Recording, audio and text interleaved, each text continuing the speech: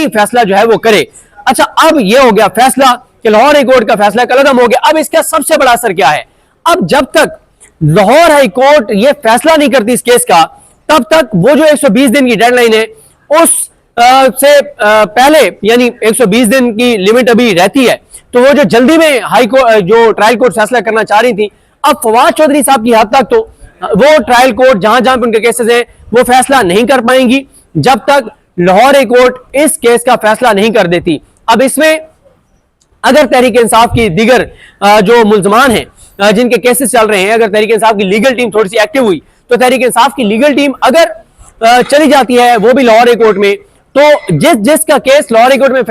दायर हो जाएगा कि पहले दायर इख्तियार का फैसला किया जाए, तो इम्कान है कि उसका फैसला ट्रायल कोर्ट्स नहीं सुना पाएंगी। अब यहाँ पे एक और चीज बड़ी अहम है कि जब फवाद चौधरी साहब ने यहाँ पे पिटीशन डाली तो वो केस समाअत के लिए मुकर्रर नहीं हो रहा था, क्योंकि आपको पता ही है कि जस्टिस याहिया अफरीदी साहब का दौर है और उनके दौर में पीटीआई के अगेंस्ट जो केसेस हैं वो तो फौरन लग जाते हैं, लेकिन जहां पे तहरीक इंसाफ को इंसाफ मिलना चाहिए वो कम ही लगते हैं। तो उनका जब केस नहीं लग रहा था तो कल बुध के रोज वो कमरा अदालत में पहुंच गए। उन्होंने जब आके जस्टिस याहिया अफरीदी साहब के सामने बात की कि हमारा केस नहीं लग रहा, तो जस्टिस याहिया अफरीदी साहब इतना दबाव बढ़ गया कि मीडिया मौजूद है, ये बात खुल गई है कि उनका एक केस आया हुआ है और वो केस नहीं लगाया जा रहा, तो उन्होंने कल कहा कि आपको रजिस्ट्रार ऑफिस से पता चल जाएगा, और उन्होंने आज ये केस लगा दिया, वो कि आज भी केस उनको अपने सामने नहीं लगाना चाहिए था। लेकिन अगर वो आज केस अपने सामने ना लगाते और ये केस लग जाता आजाद जजेस के सामने, फौजदारी मुकदमात सुनने वाले एक्सपर्ट जजेस के सामने, तो यकीन जानिए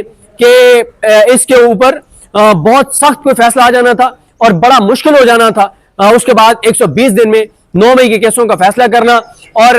जो इर्द गिर्द जज बैठे थे शकील अहमद साहब, उन्होंने एक ही केस में बड़ा दबंग फैसला दिया है, और वो फैसला उन्होंने दिया है जो 5 जजेस की पिटीशन थी उसमें उन्होंने 5 जजेस के हक में फैसला दिया है। मोहसिन अख्तर कैनी साहब वगैरह की जो पिटीशन है, इमरान खान की जो पिटीशन है, 3 ट्रांसफर होकर आने वाले जजेस के खिलाफ, लेकिन और दूसरे जज इरफान सादत खान साहब है, इरफान सादत खान साहब भी उन 8 जजेस में थे जिन्होंने मखसूस नशिस्त तहरीक इंसाफ को दी थी। लेकिन मसला यह है कि जब हमने ये देखा है कि जजेस, जूनियर जजेस चीफ जस्टिस पाकिस्तान के साथ बैठे हों, तो फिर उनकी ओपिनियन उनसे मुख्तलिफ भी हो तो बहुत मुश्किल होता है उनके लिए अपनी ओपिनियन को एक्सप्रेस करना और उसका इजहार करना और डिसेंट करना चीफ जस्टिस पाकिस्तान से। हाँ, अगर अकेले वसी साहब बैठे होते वो तो ठोक बजा के और इख्तिलाफ करते और वो अपनी जो वो उनकी अंडरस्टैंडिंग है उसके मुताबिक फैसला देते। अब ये मामला लाहौर हाई कोर्ट के पास चला गया है। अगर तहरीक इंसाफ के बाकी भी मुल्जमान जो हैं वो लाहौर हाई कोर्ट चले जाते हैं तो इस बात के इम्कानात हैं कि उस वक्त फैसला ट्रायल कोर्ट नहीं कर पाएंगी जब तक इस बात का फैसला नहीं हो जाएगा कि इनके ट्रायल जो है वो एक जगह पे चलने हैं या अलग अलग चलने हैं। और दूसरा, अगर लाहौर हाई कोर्ट खिलाफ भी फैसला दे देती है तो फिर इनके पास एक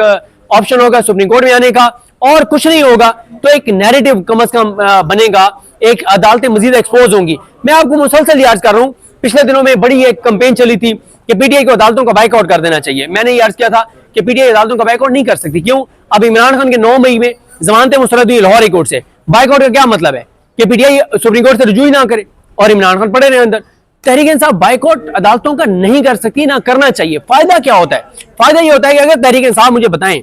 अगर तहरीक इंसाफ मखसूस नशिस्तों के केस के जो चल रहा था सुप्रीम कोर्ट में जस्टिस अमीनुद्दीन खान के बेंच में, अगर तहरीक इंसाफ उसका बाइकआउट कर देती तो क्या होता? क्या आपको हमें वो 17 लाइव समातें देखने को मिलती, जिन समातों के ऐसे सैकड़ों क्लिप्स हैं जो तारीख में हमेशा याद रखे जाएंगे, जो इन जजेस, जो 11 जजेस बैठ के सुन रहे थे, उनकी आने वाली नस्लों के लिए भी एक हवाला बन गया है कि इनके जो बुजुर्ग थे, इनके जो बड़े थे, ये किया था उन्होंने मखसूस नशिस्तों के केस में बैठ के, और ये उनकी रिकॉर्डिंग है। देखे ना, आज जस्टिस मुनीर साहब जो हैं उनके हम नाम सुनते हैं, उन्होंने ये कर दिया, उन्होंने वो कर दिया, उनका हवाला आता है, लेकिन किसी के पास कोई ऑडियो वीडियो सबूत तो नहीं है। अब इन 11 जजेस के हवाले से तो पूरे वीडियो सबूत हैं जो हमेशा हमेशा मौजूद रहेंगे, जो कभी डिलीट नहीं होंगे। इसलिए इन 11 जजेस जो हैं उनके हवाले से सबूत जो हैं वो मौजूद है। तो तहरीक इंसाफ अगर बाइकआउट कर देती अदालती कार्रवाई का तो तहरीक इंसाफ को नुकसान होता। जजेस 2 समातों पे उनके खिलाफ फैसला कर देते कि इन्होंने तो बाइकआउट कर दिया। बाइकआउट ना करने से फैसल सिद्दीकी साहब ने दलाइल दिए, हामिद खान साहब ने जो कुछ किया, सलमान राजा साहब ने जो कुछ किया, उसका तहरीक इंसाफ को बहुत ज्यादा फायदा हुआ। और एक चीज आखिर में देखें, जो काम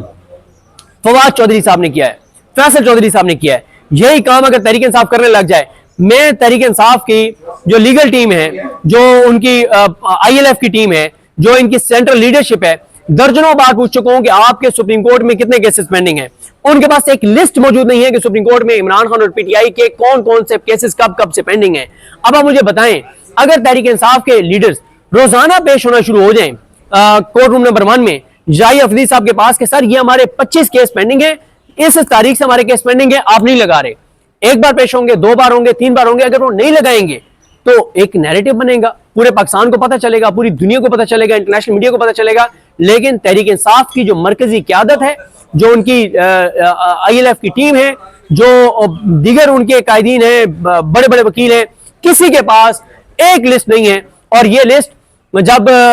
मलिका बुखारी होती थी उस वक्त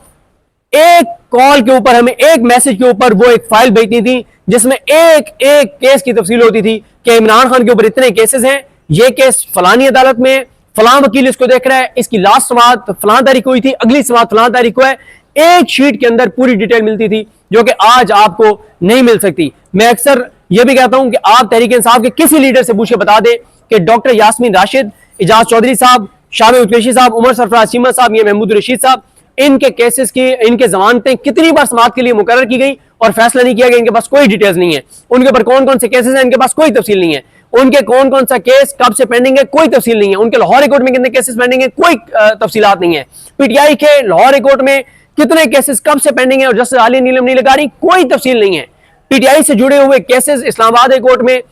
अलकादिर की बात होती है, तोशाखाना बरीयत केस नहीं लग रहा, जनवरी से तोशाखाना बरीयत केस, कोई बात नहीं हो रही। तो ये पीटीआई की इस वक्त जो सेंट्रल लीडरशिप है, जिसको मैं लेला क़यादत कहता हूं, इंतहाई बुज़दिल, कमजोर, कंप्रोमाइज, इनके पास कोई हिकमत अमली नहीं है, कोई लाएमल नहीं है, कोई रोड मैप नहीं है और जस्टिस याही अफरीदी साहब की अदालत में आने का कोई तकल्लुफ नहीं करता। कल फवाद चौधरी और फैसल चौधरी आए, इतना दबाव बढ़ा कि याही अफरीदी साहब को 24 घंटे के अंदर अंदर केस समाअत के लिए मुकर्रर करना पड़ा, क्योंकि इतना आसान नहीं है जब कोई आपके सामने कह दे कि आप उसका केस नहीं लगा रहे और आप फिर भी केस ना लगाएं। मुझे अपनी दुआ में याद रखें। अल्लाह करीम हम सबका हामी नासर हो। अल्लाह हाफिज़।